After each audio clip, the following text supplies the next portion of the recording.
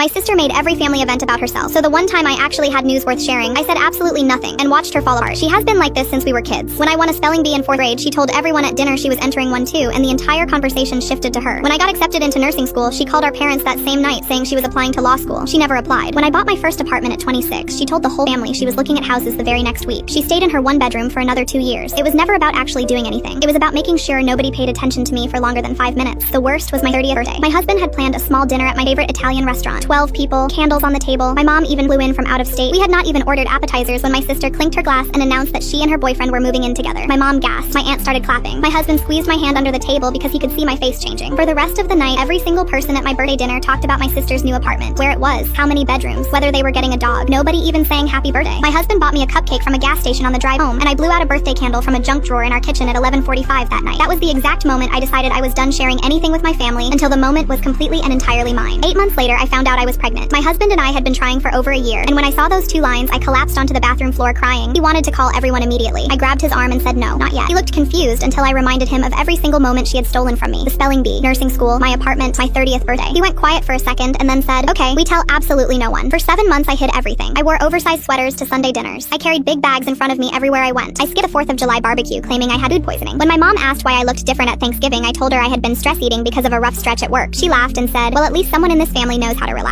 My sister sat directly across from me that night and talked for 45 minutes straight about how she and her boyfriend might start trying for a baby soon. She looked right at me and said, I just think it would be so special to give mom and dad their first grandchild. My mom teared up and grabbed her hand. I passed the mashed potatoes and said, that sounds really nice. In February, I went into labor at 3 in the morning. My husband drove 90 miles an hour to the hospital and ran 2 red lights on the way. Our daughter was born at 6:14 a.m., weighing 7 pounds 4 ounces. She was perfect. My husband cried so hard, the nurse asked if he needed to sit down. We spent 3 full days in the hospital, just the 3 of us.